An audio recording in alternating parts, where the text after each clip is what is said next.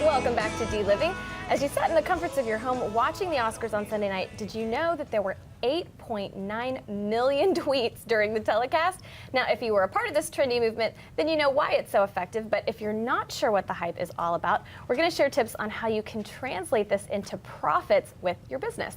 And John Kaufman from Advice Interactive Group is here to help us do that. Hi, John. How are you? Okay, so the Oscars and Twitter, they're almost synonymous now. Like, people really get on Twitter. So some of the top moments: Adele singing Skyfall. Yeah, 82,000 tweets per minute. I mean, if you look at that compared to the Super Bowl or the Grammys, that's just a ton. I mean, she did phenomenal. Absolutely. That's incredible. And then when Jennifer Lawrence fell. Yeah, that was hysterical, and she handled it gracefully. And of course, I'm not the entertainment critic, but on Twitter, she got a lot of support from her audience and from her viewers, just talking about how great she was, and they love her. Yeah. Oh, she had such a fun, spontaneous Absolutely. speech. And then First Lady Michelle Obama. Absolutely. That was a neat surprise. Yeah, there's a funny tweet about that we'll talk about later. It looks like we'll get to, but it was quite a surprise. Obviously, a lot of political junkies enjoyed it, and it was still the heart of some controversy in the Twitter universe. Right. So. People are always going to love or hate something. So Absolutely. Let's talk about some of the notable tweets that went on. There was one by Katie Couric. Absolutely. There it is.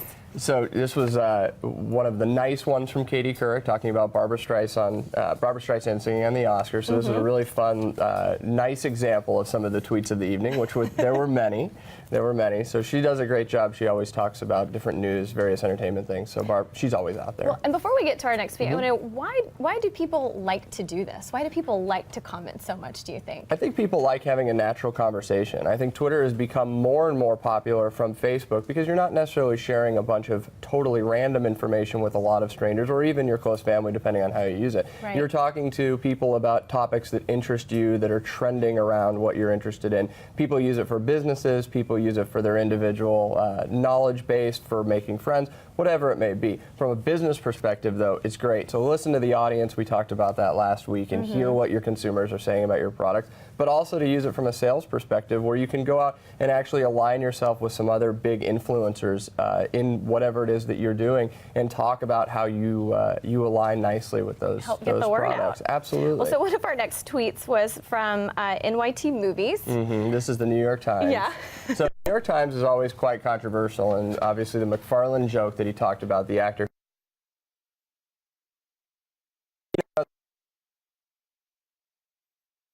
This was probably the most controversial topic of the entire Oscars. Some people thought it was hilarious, some people didn't. I tend to find on social that when they're talking a lot about it, it tends to be more towards the negative side of what they really want to comment on. Right. You could take it for what it's worth. Obviously, sensitive subject to some, but it was meant for humor, and obviously New York Times didn't take it that way. Totally thought it was funny. I agree with you. All right, we've got one more notable tweet from Kristen Q, who's actually a presenter, I think, on The Price is Right. Yeah, this is my favorite tweet. There were thousands that we went through and we looked through on celebrities, and Kristen isn't necessarily a well-known celebrity, but the actual presentation by Michelle Obama was played by Daniel Day-Lewis, obviously a testament to Daniel Day-Lewis's acting skills. It was a lot of fun. She did a great job with it, and she has taken so much good press and good publicity from that exact comment. That was she was listed on the USA Today's one of the top trending tweets. So she did good for her. She did excellent. That's Absolutely. really Way to get your name recognized out there. Good job, Kristen.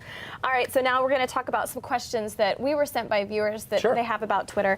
And one of them is, how do I get more people to review my products or service or business? Yeah, so this is a question we get all the time. We want more people to go onto Yelp or to go onto Google and review, our product or our company, whether you're a lawyer, a doctor, whomever it is. Ask.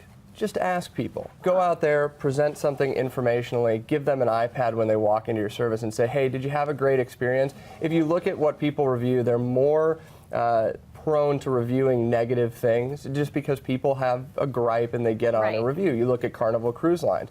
Carnival's done a good job of going out there and saying, hey, review what it is that we've done that you liked. And actually, if you get past some of the media side of it, where they're really looking for that dramatic angle, you can get towards some of the really positive social comments about how well they handled it. So the best answer I have for that is ask. It's Don't just be to ask. afraid to ask. Keep it simple and Absolutely. just ask. All right, the next question real quickly is, I'm trying to get more keywords to rank for my business. What's the best way to do this without paying a fortune for SEO? Because that can get pretty pricey. Sure. Okay, so we're an SEO company. That's part of what we do, and obviously that's a big part of what we serve with our clients. But yes, it can cost a lot, anywhere from $5,000 to tens of thousands per month to do. Right. So when people ask us that question, we often say, write a blog. You're looking for unique, you're looking for up-to-date, relevant content. Right. Don't write about something and you're trying to pitch a product. Write about something that's interesting to the audience. If you're a doctor's office, talk about a particular healthcare bill that is impacting you. Write about a particular new drug that's come out that may be important to your life. If you're a lawyer, write about a recent law. Tax attorney, write about a recent tax law, whatever it may be.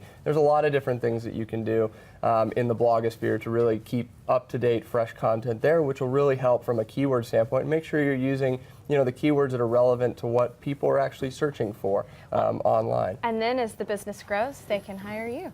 Absolutely. To keep it going. Absolutely. That's exactly right. Thank you so much for being here. Thanks for having me. I appreciate it. Yeah, well, if you have a question for John and the experts at Advice Interactive Group, you can tweet them at Advice Group, #BizVisible, or go to their website at adviceinteractivegroup.com/TV. And you can also let them know that you'd like to be a featured guest on one of their segments. They can be reached at 877-692-7250.